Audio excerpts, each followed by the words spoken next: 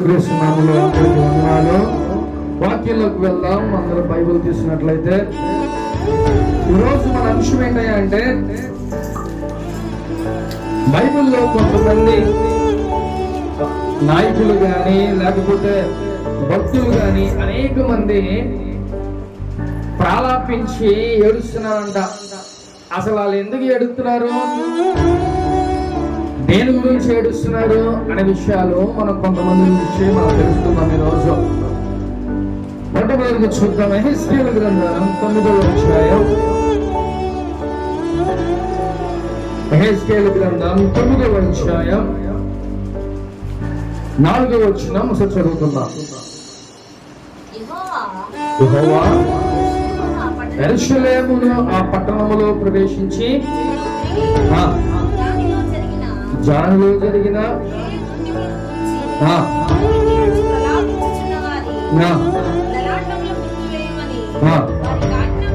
చాలు. హల్లెలూయా.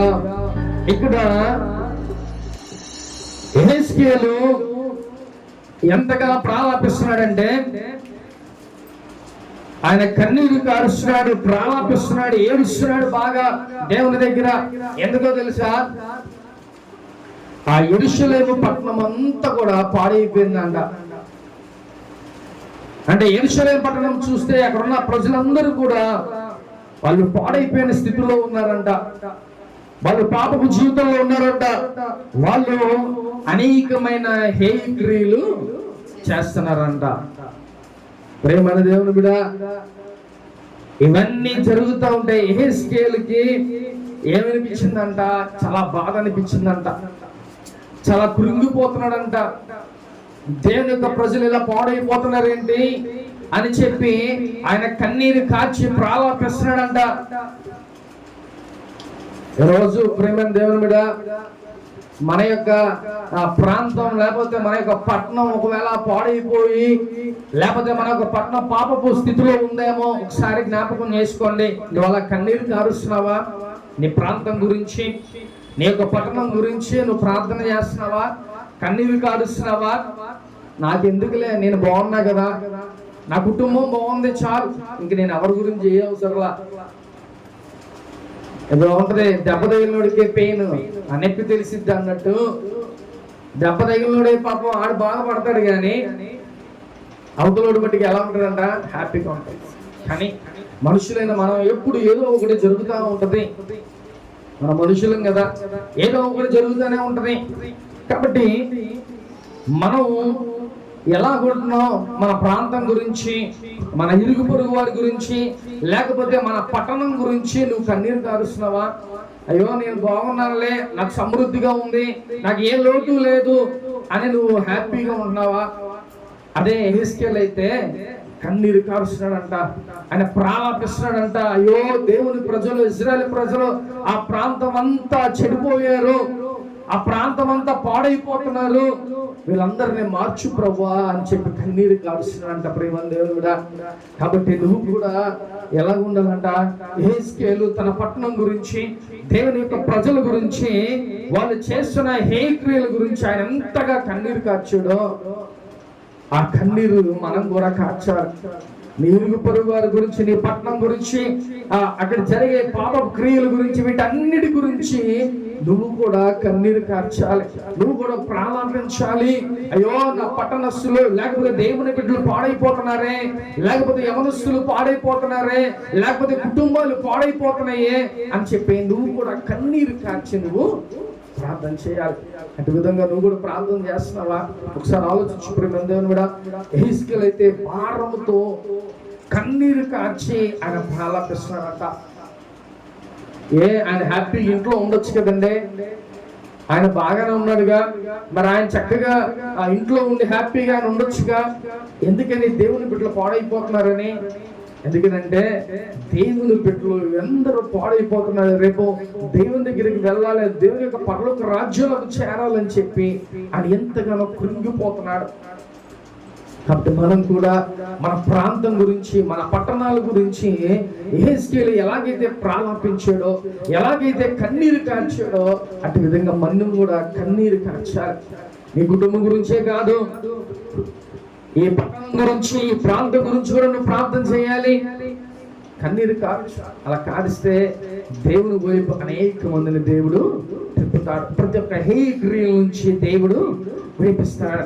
నీ ప్రార్థన నువ్వు ఇక్కడ ఇంట్లో చేస్తావేమో ప్రార్థన, దేవుడు బయట బహిర్గతంగా ఆ కార్యాలు దేవుడు జరిగిస్తాడు. ప్రేమ, నువ్వు చేసే చిన్న ప్రార్థన, నువ్వు చేసే చిన్న ఆ కన్నీటి, నువ్వు విడిచే కన్నీటిని దేవుడు గొప్ప శక్తివంతంగా ఈ ప్రాంతాన్ని దేవుడు మారుస్తాడు. నీకు బాధ్యత లేదా ప్రేమ దేవుని బిడ్డ? ఒకసారి జ్ఞాపకం చేసుకో. నువ్వు నివసిస్తున్న చిన్నప్పటి నుంచి ప్రాంతంలో మనం నివసిస్తున్నాం.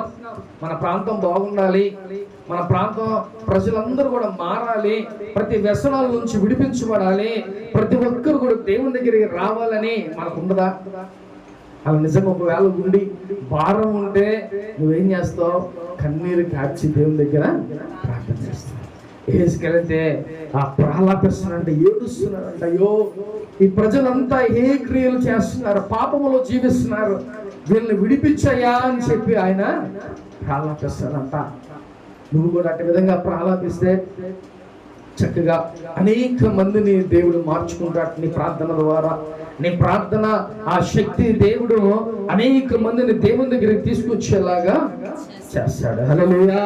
కాబట్టి యెహెజ్కేలు ఆ ఇజ్రాయేల్ ప్రజలందరూ గురించి ఆయన ప్రార్థన చేస్తున్నాడు. నువ్వు కూడా అట్టి విధంగా ప్రార్థన చేస్తావా? ఈ రోజు నుంచి నీ ప్రాంతం మారాలి, లేకపోతే ఇక్కడున్న హేయక్రియలు, లేకపోతే పాపములో ఉన్న వాళ్ళందరూ కూడా విడిపించబడాలని మనందరం ప్రార్థన చేయాలి. చూద్దామా ఒకసారి ఎస్తేరు గ్రంథం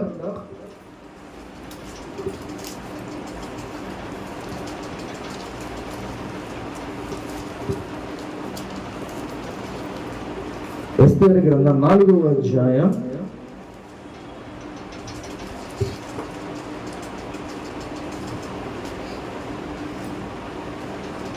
1వ వచనం చదువుతున్నాం.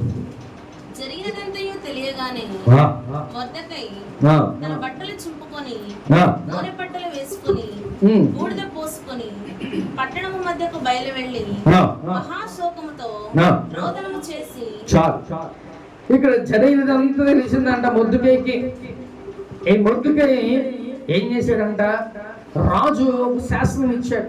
ఈ శాసనాన్ని బట్టి ఆయన ఏం చేశాడంటే రోడ్డు మీదకి వెళ్ళిపోయి మోకరిచ్చి తన యొక్క బట్టలు చింపుకొని గోధుపట్ట కట్టుకొని ఏం చేస్తున్నాడంట? శోక సంద్రంలోకి వెళ్ళిపోయాడు. రోదన చేస్తున్నాడు, గుండెలు బాదుకొని ప్రార్థన చేస్తున్నాడు. ప్రియమైన దేవుని బిడ్డ, ఎందుకని ఆయన ఏం బాధ వచ్చిందయ్యా అంటే, రాజు ఒక శాసనం ఇచ్చాడు, యూదులందరినీ చంపేయమని చెప్పి ఒక ఆజ్ఞ ఇచ్చాడు.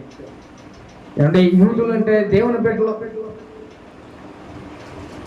హామాను దేవుని బిడ్డల వైపు కఠినంగా వ్యవహరించి రాజుకి చెప్పటం మూలన రాజు ఏం చేస్తాడు? ఒక శాసనాన్ని ఇచ్చాడు. ఈ శాసనం రహస్యంగా విన్నాడు. ముందుకే వినేసి రోడ్డు మీదకి వెళ్ళిపోయి ఆయన రోదన చేస్తున్నాడంట, గుండెలు బాదుకుంటున్నాడంట.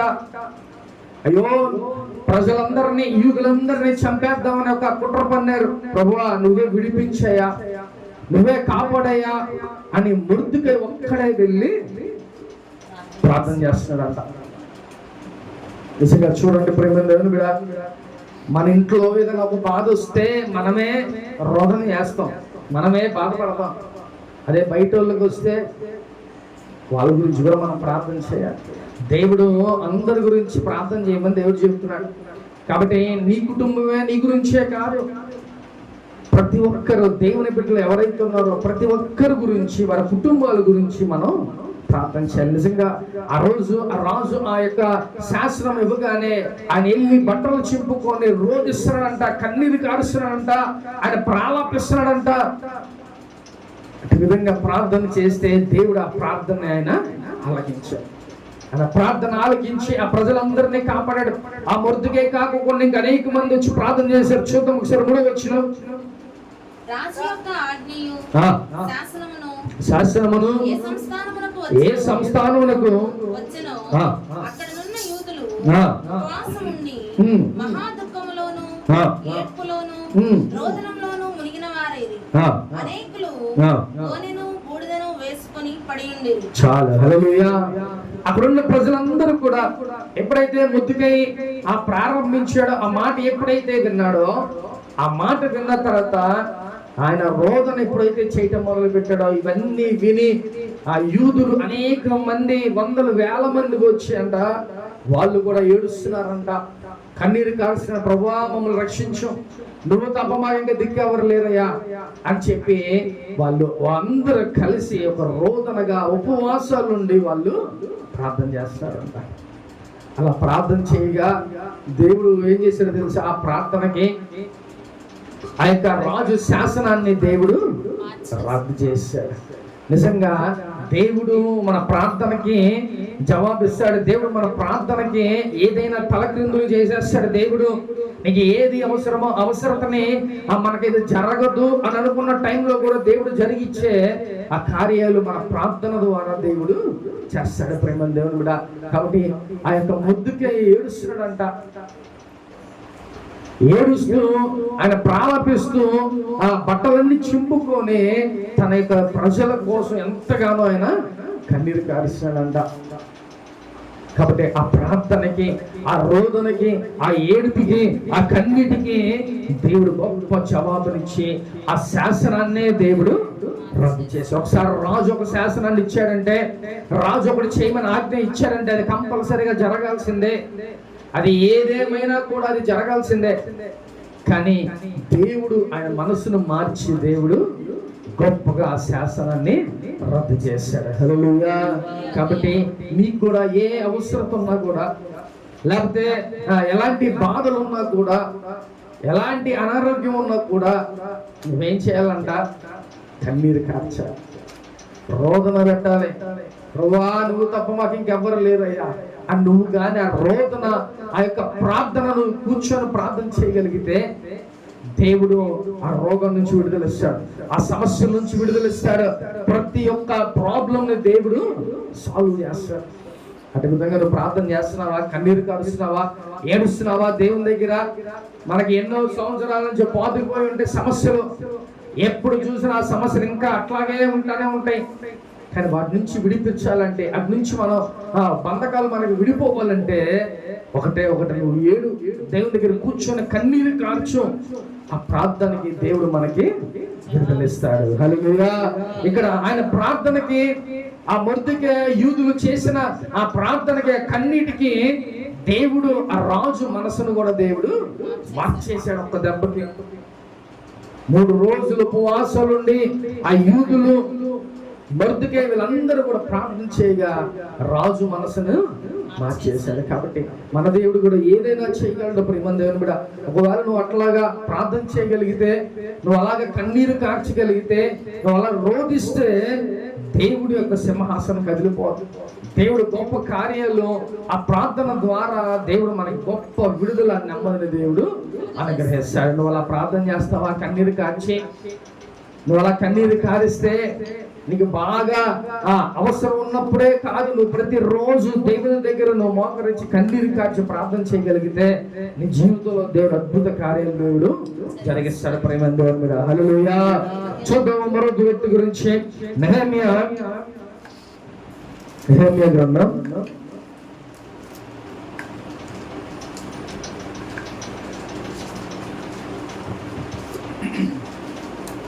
1వ అధ్యాయం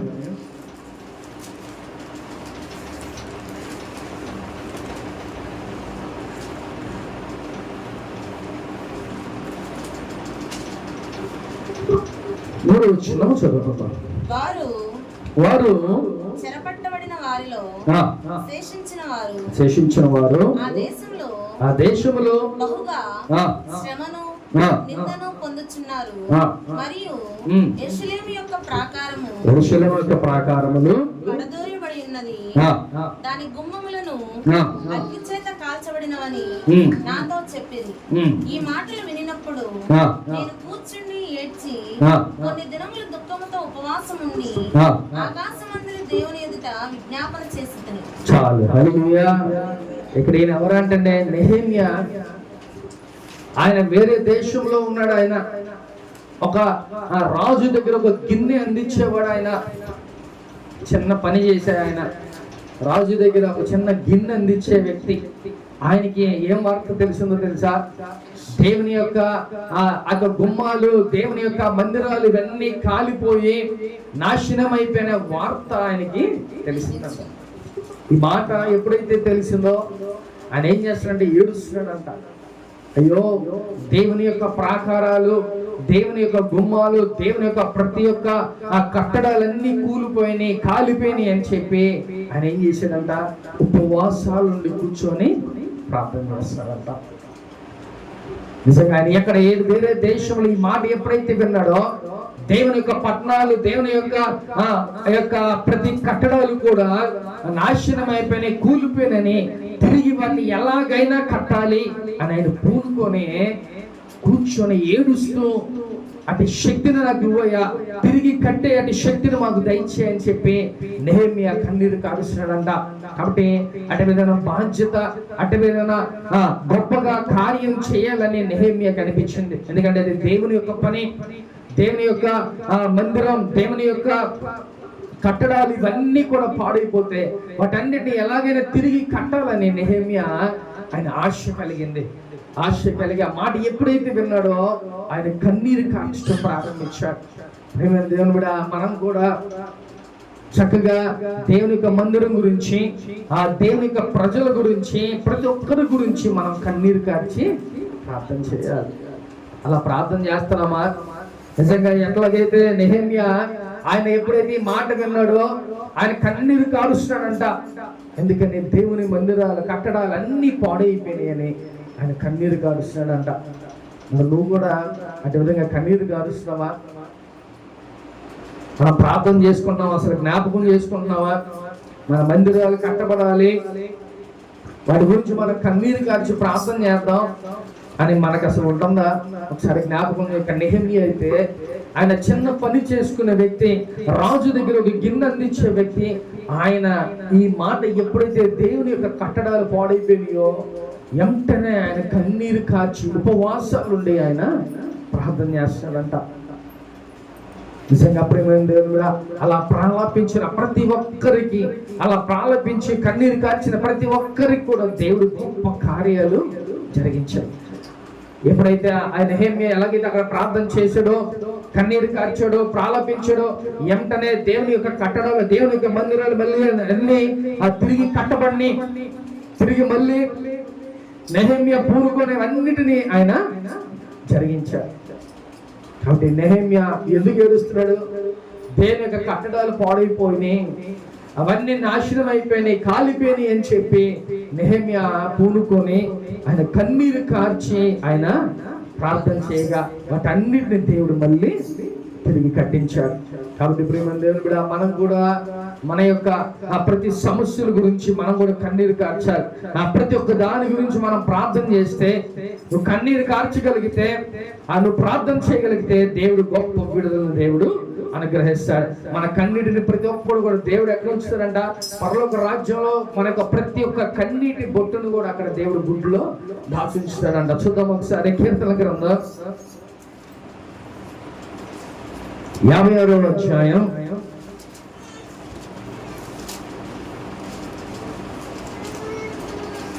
8వ వచనం ఒకసారి చదువుకుందాం. నా సంచారములను నీవు లెక్కించి ఉన్నావు, నా కన్నీళ్లు నీ గుడ్డిలో ఉంచబడి ఉన్నవి, అవి నీ కవిలలో కనబడును కదా. చాలు. హల్లెలూయా. మన ప్రతి కన్నీటిని నువ్వు కార్చే ప్రతి కన్నీటి బొట్టు కూడా వేస్ట్ అవ్వదు ప్రేమ దేవుని కూడా. ఆ కన్నీటి బొట్టు ప్రతి ఒక్కటి కూడా రేపు ఆ పరలోక రాజ్యంలో గుడ్డులో మన పేరు మీద అలాగా పెట్టుబడి ఉంటాయి. కాబట్టి నువ్వు కన్నీరు కార్చు, నువ్వు ప్రార్థన చేసి నీకు ఏ అవసరత ఉందో, ఏ బాధలు అయితే ఉన్నాయో, ఏ సమస్యలు అయితే ఉన్నాయో వాటన్నిటి గురించి నువ్వు ప్రార్థన చేయాలి, కన్నీరు కార్చాలి. అలా కన్నీరు కార్చిన ప్రతి ఒక్క వ్యక్తి యెహెజ్కేలు కూడా అక్కడ జరిగే ఏ క్రియలన్నిటి గురించి ప్రార్థన చేయగా ఇశ్రాయేల్ ప్రజలందరూ కూడా మారి వారు దేవుని దగ్గరికి వచ్చారు. అలాగే ఎస్తేరు కూడా, ఎస్తేరు గ్రంథంలో మొర్దెకై కూడా ప్రార్థన చేసిందంట. ఆ మొర్దెకై ప్రార్థన చేస్తే, ఆ యొక్క యూదులందరూ ప్రార్థన చేస్తే ఆ ప్రార్థనలకి ఏమైపోయిందంట? రాజు మనసును మార్చి రాజు శాసనాలు కూడా దేవుడు రద్దు చేసేసాడు. ఇవన్నిటికీ గల కారణం ఏంటంటే వాళ్ళు కన్నీరు కార్చి ప్రార్థన చేశారు. కాబట్టి నువ్వు కూడా అలా కన్నీరు కారుస్తావా? నీకున్న ఏ సమస్య అయినా అది దీర్ఘకాలిక, మనం ఎన్నో సంవత్సరాల నుంచి ఆ బాధలు పడుతున్నా కూడా దేవుడు ఆ కొద్ది రోజుల్లోనే వాటిని మనకి విడుదల చేస్తాడు. కాబట్టి నువ్వు కన్నీరు కారిస్తే, నువ్వు ప్రాలాపిస్తే దేవుడు నీ పక్షాన గొప్ప కార్యం చేస్తాడు. అది నువ్వు ట్రై చేయి. నువ్వు కన్నీరు కాచి దేవుని దగ్గర. మనకి మనసుకి ఎంతో బాధ అయితే తప్ప కానీ మన కన్నీటిలో నుంచి నీళ్ళు రావు.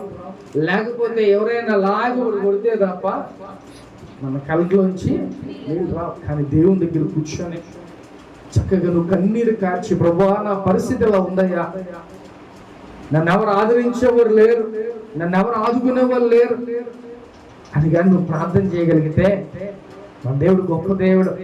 మన కన్నీటిని చూస్తాడు ఆయన. మన కన్నీటిని ఒక బుడ్డులో దాచిపెడతాడంట. కాబట్టి నువ్వు కన్నీరు కారుస్తున్నావా?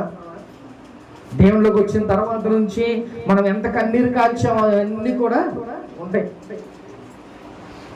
మేము ప్రార్థనలో కూర్చుంటే ఏడుస్తూనే ఉంటాం. ఏమంటే ఎంత విధంగా మనం ప్రార్థన చేసుకోవాలి, కన్నీరు కార్చాలి. ఆ కన్నీరు కార్చే వరాన్ని దేవుడు మనం అడగాలి. చక్కగా ఆ సమస్యలు కన్నీటి ప్రార్థన చేస్తే ప్రతి సమస్య నుంచి కూడా దేవుడు మనకి విడుదలిస్తాడు. హల్లెలూయా. కాబట్టి ఇక్కడ కార్చిన ప్రతి ఒక్క దైవ సేవకుడు, ప్రవక్తలు ఎవరైతే ఆ విషయాల గురించి ప్రార్థన చేశారో, కన్నీరు కార్చారో, ప్రాలాపించారో వాళ్ళందరికీ దేవుడు ఇమ్మీడియట్ గా వాళ్ళకి కార్యాలు చేశాడు. కాబట్టి నువ్వు కూడా అలా కన్నీరు కార్చగలిగితే దేవుడు నీ జీవితంలో కూడా త్వరపెట్టిన దేవుడి జీవితంలో కార్యం చేస్తాడు. ప్రేమ దేవుని బిడ్డ. హల్లెలూయా. చూద్దాం ఆఖరిగా 1 సమూయేలు గ్రంథం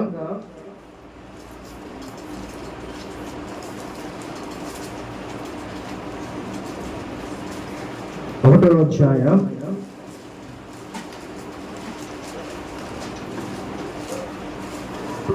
10వ వచనం చదువుకుందాం. బహు దుఃఖాక్రాంతురాలై యెహోవా సన్నిధిని ప్రార్థన చేయుచు బహుగా ఏడ్చుచు. ఇక్కడ బహు దుఃఖాక్రాంతురాలై వచ్చి యెహోవా సన్నిధిని ప్రార్థన చేయుచు బహుగా ఏడ్చుచుందంట. ఎవరయ్యా అంటే ఈ హన్న దేవుని మందిరానికి వచ్చి ఏం చేస్తుందంట? ప్రార్థన చేస్తా ఏడుస్తుందంట. ఎందుకని? అయ్యా నాకు కూడా పిల్లలు, కొన్ని సంవత్సరాల నుంచి పిల్లలు లేక ఆమె బాధపడుతుంది అని ఆమె ఊరికనే ఉందా? ఆమె ఏం చేసిందంట? పట్టుదల కలిగి చక్కగా దేవుని సన్నిధికి వెళ్ళిపోయి దేవుని సన్నిధిలో బలిపీఠం దగ్గర కూర్చొని, ప్రభువా నువ్వు ఇస్తే గాని నేను కదలను, నువ్వు ఇస్తే గాని నేను తాగను, నువ్వు ఇస్తే గాని నేను తినను అని చెప్పి పట్టుదల కలిగి వెళ్ళి అక్కడ కూర్చొని ప్రార్థన చేస్తాం. ఏం చేస్తుందంట? ఏడుస్తుందంట.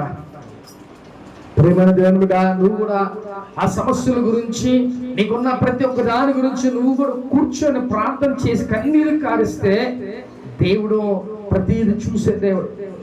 ఆయన మనల్ని చూసే దేవుడు. కాబట్టి మన కన్నీటినన్నిటిని ఆయన చూసి దేవుడు మన జీవితంలో కార్యం చేస్తే, ఇక్కడ హన్న కూడా ఎంతగానో ప్రార్థన చేసింది. ఎన్నో సంవత్సరాల నుంచి అవమానాలు, నిందలు పడింది. అయినప్పటికీ దేవుడు విడిచిపెట్టలా. ఆమె మొండిగా వెళ్ళిపోయి దేవుని సన్నిధిలో కూర్చొని కొన్ని దినాలుగా కూర్చొని ఆవిడ కన్నీరు కారుస్తూనే ఉంది. అయ్యా నువ్వు ఇస్తేనే, ఆ మూలుగుతుంది, నువ్వు ఇస్తేనే అనే పట్టుదల కలిగి ఆమె ప్రార్థన చేసిందంట. ఆ ప్రార్థనకి చక్కగా దేవుడు ఒక మంచి మగబిడ్డను దేవుడు అనుగ్రహించాడు. హల్లెలూయా. ఎప్పుడైతే మనకు ఆలస్యం అవుతుంది, బైబిల్ గ్రంథంలో ఎవరికైతే పిల్లలు లేట్ గా పుట్టారో ఆ లేట్ గా పుట్టిన ప్రతి పిల్లడు దేవుడు గొప్పగా దేవుడు చేశాడు. మీరు అది చూసుకుంటే బైబిల్ గ్రంథంలో సమూయేలుని ఒక గొప్ప ప్రవక్తగా దేవుడు చేశాడు. ఎన్నో సంవత్సరాల నుంచి వెయిట్ చేస్తుంది.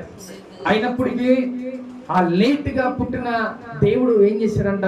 ఆ ఇజ్రాయెల్ దేశానికి ఒక గొప్ప ప్రవక్తగా దేవుడు నిలబెట్టాడు. అలాగే సంసోను, ఇలాగా బైబిల్ గ్రంథంలో ఎవరైతే ఆలస్యంగా పుట్టారు అని అనుకుంటున్నారో వాళ్ళందరూ దేవుడు గొప్పగా చేశాడు. కాబట్టి ఒకవేళ మన జీవితాల్లో కూడా ఒకవేళ ఆలస్యం అవుతుందేమో, ఆలస్యమైన అద్భుతం చేసే దేవుడు, మనం విడిచిపెట్టే దేవుడు కాదు. ప్రియమైన దేవుడు బిడ్డ, కంపల్సరీగా దేవుడు మన జీవితంలో కార్యం చేస్తాడు.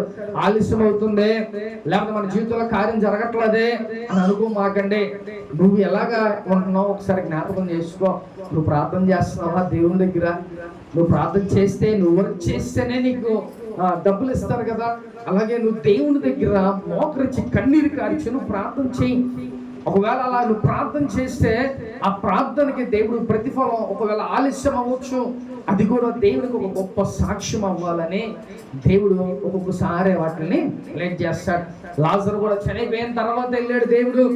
చనిపోయిన 3వ రోజు వెళ్ళి ఆ యొక్క ఆల్రెడీ సమాధిలో ఉన్న వ్యక్తిని దేవుడు వెళ్ళి బ్రతికించాడు. అంటే ఆలస్యమైంది, చనిపోయాడు, దేవుడికి తెలియదు ఆ విషయం. కానీ అక్కడ దేవుడు మహిమ పడాలని, ఆయన ఆ నామం గొప్ప అవ్వాలని చెప్పి ఆయన కొద్ది రోజులు ఆగిన తర్వాత వెళ్ళి అక్కడ లాజర్ను బయటికి రమ్మనగానే ఆయన వచ్చేసాడు. కాబట్టి ఆలస్యమైంది.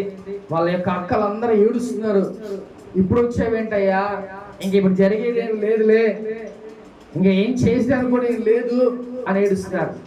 కానీ దేవుడు ఆయన మహిమార్థమై ఆయన ఏం చేశాడంట, కొద్దిగా లేట్గా వచ్చిన దేవుడు గొప్ప కార్యం అక్కడ చేశాడు. కాబట్టి మన జీవితాల్లో కూడా దేవుడు ఒకసారి లేట్ చేస్తూ ఉంటాడు. అందుకనే దేవుడు మనం అనుకుంటా ఉంటామా, దేవుడు మనం తిట్టుకుంటా ఉంటామా? ఎందుకంటే ప్రేమ దేవుని కూడా ఏది జరిగినా ఏది చేసినా అది మన దేవుడే మన పక్షాన చెయ్యాలి, ఇంకెవ్వరు చేయలేరు.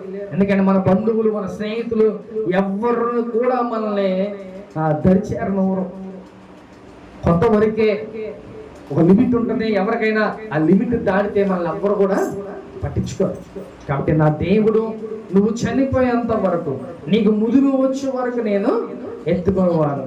నువ్వు చక్కగా నువ్వు ముసలితనం వచ్చినా కూడా అప్పుడు కూడా దేవుడిని కాపాడుతూనే ఉంటాడు, అప్పుడు కూడా నేను సంరక్షిస్తూనే ఉంటాడు. కాబట్టి ప్రేమ దేవుని కూడా, అయ్యో నా జీవితంలో ఆలస్యం అవుతుంది, నా జీవితంలో ఈ అద్భుతం జరగట్లేదే, నా జీవితంలో ఎందుకని జరగట్లా, ఇలాంటి విషయాలు మనం అనుకోవద్దు. నువ్వు చక్కగా కన్నీరు కారుస్తూ దేవుని దగ్గర ప్రార్థన చేయి. ఎందుకంటే నువ్వు ఏది చేసినా దేవుడు చూస్తూనే ఉంటాడు. నువ్వు కన్నీరు కారుస్తున్నావు, నువ్వు ప్రార్థన చేస్తున్నావు, అవన్నీ దేవుడు చూస్తాడు. నువ్వు ఏమి చేయకోకుండా నాకు దేవుడు ఏమి ఇవ్వట్లేదేంటి, లేకపోతే నా జీవితంలో కార్యం జరగట్లేదేంటి, నా జీవితంలో అద్భుతం జరగట్లేదేంటి అనుకోమాట. నువ్వు పని చేయి, నువ్వు ప్రార్థన చేయి, కన్నీరు కార్చు దేవుని దగ్గర. అప్పుడు దేవుడు కంపల్సరిగా లేట్ అయినా కూడా దేవుడు అద్భుతం నీ జీవితంలో చేస్తాడు. హల్లెలూయా. కాబట్టి నువ్వు కన్నీరు కారిస్తే దేవుడు ఆ ప్రభుత్వాలనే మార్చేస్తాడు. నువ్వు కన్నీరు కారిస్తే దేవుడు పడిపోయిన ప్రాకారాలను దేవుడు తిరిగి కట్టిస్తాడు. నువ్వు ప్రార్థన చేస్తే నువ్వు దేవుడిలో ఎప్పుడైతే పడిపోయి ఉన్నావో దేవుడు మళ్ళీ తిరిగి నేను స్పిరిచువల్ గా నుంచో పెడతాడు. కాబట్టి ప్రార్థన కన్నీరు కార్చి నువ్వు ప్రార్థన చేస్తే చక్కగా అద్భుతాలు దేవుడు నీ జీవితంలో చేస్తాడు. ప్రేమ దేవుడా, ఇక్కడ ఈ యొక్క భక్తులందరూ కూడా ఏడుస్తున్నారంట. అలా ఏడవటానికి వాళ్ళ సమస్యలు కూడా కాదు, అయినా కూడా దేవుని బిడ్డలు పాడైపోతున్నారు. దేవుని యొక్క ప్రాకారాలు కూలిపోయినాయి, దేవుని యొక్క ప్రాకారాలు కాలిపోయినాయి. ఇవన్నిటి గురించి వాళ్ళకి ఎంతగానో ఏడుపు వచ్చి కన్నీరు కార్చి వాళ్ళు ప్రార్థన చేస్తే ఆ ప్రార్థనకి దేవుడు గొప్ప కార్యాలు చేశాడు. మరి నువ్వు కూడా ఏడుస్తావా? ఎందుకు మమ్మల్ని ఎందుకు ఏడవమంటారంటే మీ గురించి మీరే ఏడవాలి. మీ గురించి మీరు ఏడిస్తే, మీరు ప్రారంభిస్తే చక్కగా దేవుడు మీ జీవితంలో కార్యం చేస్తాడు. ఒకవేళ మోకరు ఇచ్చినా మాకు ఏడుపు రావట్లేదు పాస్టర్ గారు అన్నారు అనుకోండి, మీరు ఎప్పుడు కూర్చుంటారో ప్రార్థనలో మాకు చెప్పండి. ఏదో పెద్ద చేస్తాం, ప్రార్థనలో కూర్చుంటే కొడతాం. కాబట్టి ఇప్పుడు నేను కూడా నీకున్న సమస్యలు బట్టి, నీకున్న బాధలను బట్టి మనల్ని ఎవ్వరు పట్టించుకోవట్లా, మన ఎవ్వరు ఆదరించట్లా, మనకెటు సహాయం లేదు అన్నప్పుడు నువ్వు కన్నీరు కార్చుని ప్రార్థన చేస్తే నీ జీవితంలో దేవుడు గొప్ప కార్యం చేస్తాడు. మాట గుర్తుపెట్టుకో ప్రేమ దేవుని మీద. వీళ్ళందరూ ఏదో పని పాట లేక వీళ్ళు ఏడవలా, వీళ్ళకి ఆ యొక్క ప్రజలంతా పాడైపోతున్నారు, దేవుని బిడ్డలు పాడైపోతున్నారు అంటే కన్నీరు కార్చి వాళ్ళు రోధిస్తూ వాళ్ళు ఏడుస్తున్నారంట. కాబట్టి మనం కూడా దేవుని సన్నిధిలో ఏడవ, కన్నీరు కార్చాలి. అలా చేస్తే దేవుడు మన జీవితాలను మారుస్తాడు. మన జీవితంలో దేవుడు అద్భుత కార్యాలు జరిగిస్తాడు. ప్రేమ దేవుని కూడా హల్లెలూయా. కాబట్టి ఎప్పుడైతే నువ్వు కన్నీరు కార్చో దేవుని దగ్గర, నీ పిల్లలు ఒకవేళ నువ్వు ఏడిస్తే నువ్వు ఊరుకోగలవా? నీ పిల్లలు ఏదైనా కావాలని నువ్వు ఏడుస్తూ ఊరుకుంటావా? నీ మనసు అసలు ఊరుకుంటుందా? వెంటనే ఏదో ఒకటి చేయాలి అని చెప్పి నువ్వు చేస్తావు. కాబట్టి నువ్వు ఏడ్చినా కూడా మన తండ్రి ఊరుకోడు. నీ అవసరాన్ని దేవుడు తీరుస్తాడు. టైంకైనా దేవుడు చేస్తాడు. అది జరగదేమో అని అనుకో మాకు. నువ్వు ప్రార్థన చేసి కన్నీరు కార్చు, సమయానికి దేవుడు నీ పక్షాన కార్యం చేస్తాడు. ప్రేమ దేవుడు, ఈ రోజు నుంచి మనందరం అటు విధంగా ఏడవ, కన్నీరు కార్చాలి దేవుని దగ్గర. అలా ప్రార్థన చేస్తే దేవుడు గొప్ప కార్యాలు, గొప్ప విజయాలు దేవుడు మనకి అనుగ్రహిస్తాడు. హల్లెలూయా. ఆత్మ చెప్తున్న మాట చెవుడు వినును గాక. ఆమేన్. అందరూ మోకరించండి, ప్రార్థన చేసుకుందాం.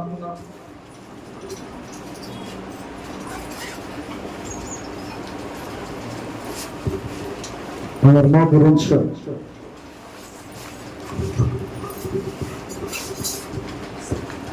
స్తోత్రములు నాయన, స్తోత్రం. ప్రతి ఒక్కరు మనసులో వచ్చిన ప్రార్థన చేసుకోండి.